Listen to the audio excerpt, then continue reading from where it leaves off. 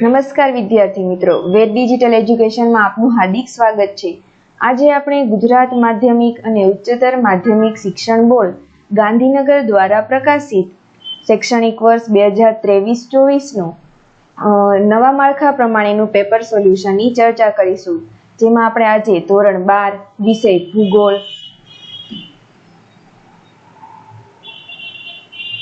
માં નવા માળખા પ્રમાણેના ગુણભાર આ પ્રમાણે છે, જેમાં નવા માળખા પ્રમાણે પ્રકરણ વાઇઝ માર્ક્સ અને એમાંથી કેટલા માર્ક્સનું પૂછાશે, શું પૂછાશે, એ બધી માહિતી આ પ્રમાણે છે। તમે તેનો સ્ક્રીનશોટ લઈ શકો છો।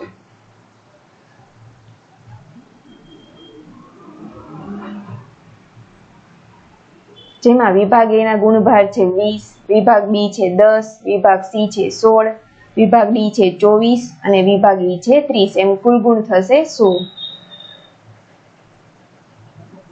ચાલો આપણે વિભાગ એ ની ચર્ચા કરીએ।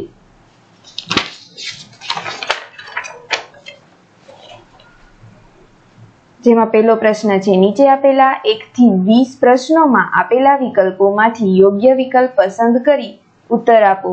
જેમાં પહેલો પ્રશ્ન છે, નીચેનામાંથી કયું તત્વ પ્રાકૃતિક પર્યાવરણ નથી? જેમાં જવાબ આવશે સી, પરિવહન। ત્યારબાદ બીજો પ્રશ્ન, વિશ્વમાં વસ્તીની દ્રષ્ટિએ ભારતનો ક્રમ કયો છે? તેમાં જવાબ આવશે બી, બીજો। ત્યારબાદ ત્રીજો પ્રશ્ન છે, કેનેડામાં ઉત્તર ભાગમાં વસતા લોકો કયા નામે ઓળખાય છે? જેમાં જવાબ આવશે સી, એસ્કિમો। ત્યારબાદ ચોથો પ્રશ્ન છે, સંદેશા વ્યવહારને ખૂબ સરળ બનાવનાર કોણ છે? તો તેમાં જવાબ આવશે એ, ઇન્ટરનેટ। ત્યારબાદ પાંચમો પ્રશ્ન છે, ભારતમાં સૌપ્રથમ રેલવેની શરૂઆત કયા વર્ષમાં થઈ હતી? એમાં જવાબ આવશે બી, 1853। ત્યારબાદ છઠ્ઠો પ્રશ્ન છે, વિશ્વમાં સૌથી મોટી ઇલેક્ટ્રોનિક્સ પ્રણાલી કઈ છે?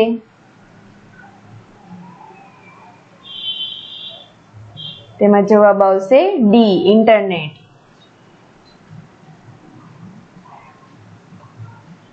આગળ વધતા પહેલા અમારી એપ્લિકેશન છે વેદ ડિજિટલ એજ્યુકેશન, જેને ગૂગલ પ્લે સ્ટોર પરથી તમે ઇન્સ્ટોલ કરો। ઇન્સ્ટોલ કર્યા બાદ ઓપન બટન પર ક્લિક કરીને અહીં તમારો મોબાઈલ નંબર એન્ટર કરીને સેન્ડ ઓટીપી પર ક્લિક કરો, એટલે 4 અંકનો ઓટીપી આવશે, તેને એન્ટર કરો। ત્યારબાદ તમને આ પ્રકારનું પેજ જોવા મળશે। અહીંથી તમને ગુજરાત સરકાર દ્વારા પ્રકાશિત એકમ કસોટીના પેપર્સ, એ ઉપરાંત અહીંથી તમને ગાલા એસાઇનમેન્ટના સંપૂર્ણ પેપરના સોલ્યુશનો, એ ઉપરાંત યુટ્યુબ વિડીયોઝમાં જતા જે તે ધોરણના પ્રકરણ વાઇઝ સોલ્યુશન અને આપણે જે પેપરની માહિતી અત્યારે લઈ રહ્યા છીએ એની સંપૂર્ણ પીડીએફ તમને અહીંથી મળી રહેશે। ત્યારબાદ આ પ્રકારનું પેજ ઓપન થશે। અહીંથી તમને જે તે વિષયના પ્રકરણ વાઇઝ સોલ્યુશન, જેમાં પાઠની સમજૂતી, સ્વાધ્યાય સોલ્યુશન, ગાલા સ્વાધ્યાય પોથી સોલ્યુશન, આ પ્રકારના તમામ વિષયોના વિડીયો સોલ્યુશન તમને અહીંથી મળતા રહેશે। આ માહિતી તમારા મિત્રો કે સગા સંબંધીઓને શેર કરો। તો ચાલો આગળ વધીએ। 7મો પ્રશ્ન, સાર્કનું વડું મથક કયા શહેરમાં છે? તો તેનો જવાબ આવશે બી, કાઠમંડુ। ત્યારબાદ 8મો વિકલ્પ, વિક્ટોરિયા સરોવર કયા ખંડમાં આવેલું છે? તો તેનો જવાબ આવશે ડી, આફ્રિકા। ત્યારબાદ 9મો પ્રશ્ન, નીચેનામાંથી કયું શહેર શૈક્ષણિક કેન્દ્ર છે? તેમાં જવાબ આવશે બી, વલ્લભ વિદ્યાનગર। ત્યારબાદ 10મો, સિગ્મા દર્શાવવા માટે કઈ સંજ્ઞા વપરાય છે? તો જવાબ આવશે એ।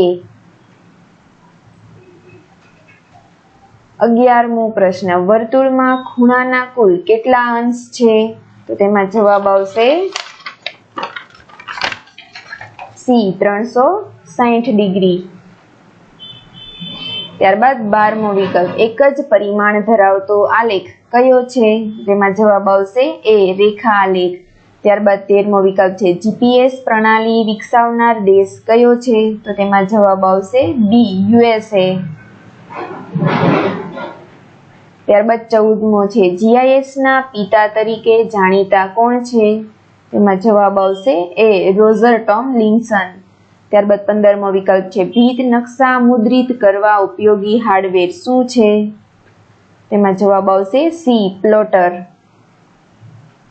ત્યારબાદ 16મો વિકલ્પ છે ચીન અને દક્ષિણ પશ્ચિમ એશિયાના મધ્યમાંથી પસાર થતો જૂનો માર્ગ, તો તેમાં જવાબ આવશે સી રેશમ માર્ગ. ત્યારબાદ 17મો વિકલ્પ છે ટેમ્સ નદી પરનું નદી બંદર કયું છે, તેમાં જવાબ આવશે એ લંડન.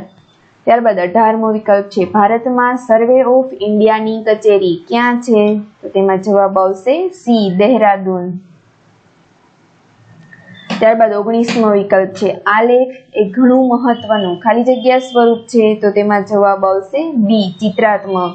ત્યારબાદ 20મો વિકલ્પ છે જીપીએસ પ્રણાલીમાં પૃથ્વી ફરતે કુલ કાર્યશીલ ઉપગ્રહોની સંખ્યા કેટલી છે, તો તેમાં જવાબ આવશે ડી 24. ત્યારબાદ આપણે વિભાગ બી ની ચર્ચા કરીશું, જેમાં દરેકના એક ગુણ છે. તો આ ચર્ચા માટે આ પ્રમાણેના બધા જ પ્રશ્નો છે જેની આપણે ચર્ચા કરીશું.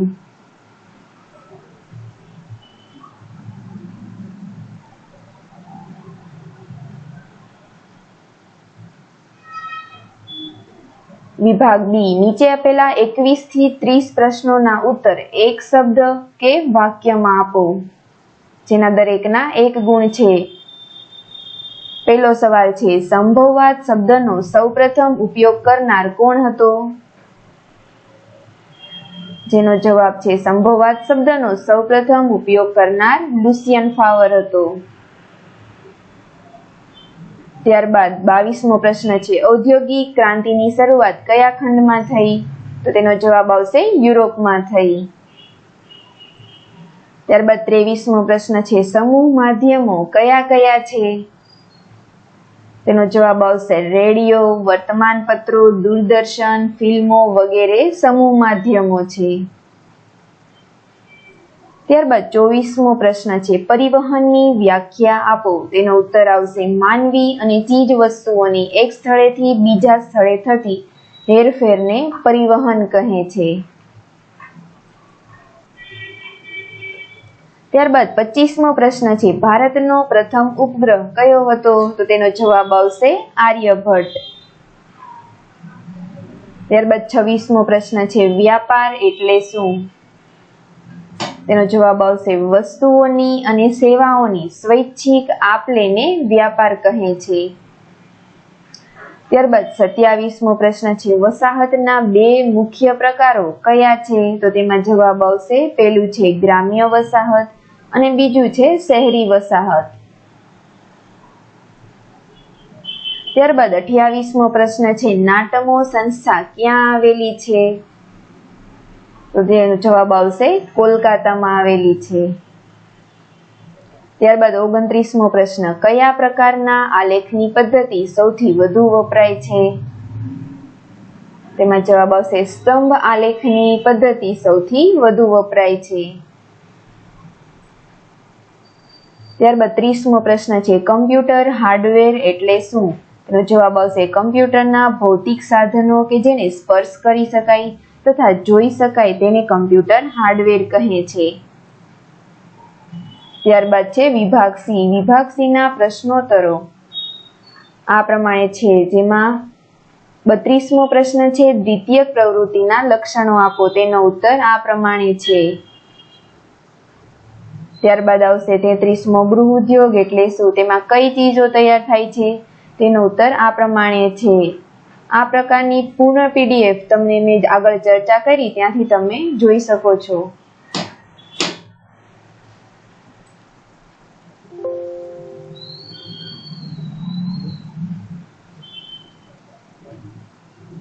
આ પ્રમાણે છે 37મો પ્રશ્ન છે ભારતનો આંતરિક વ્યાપાર એટલે શું.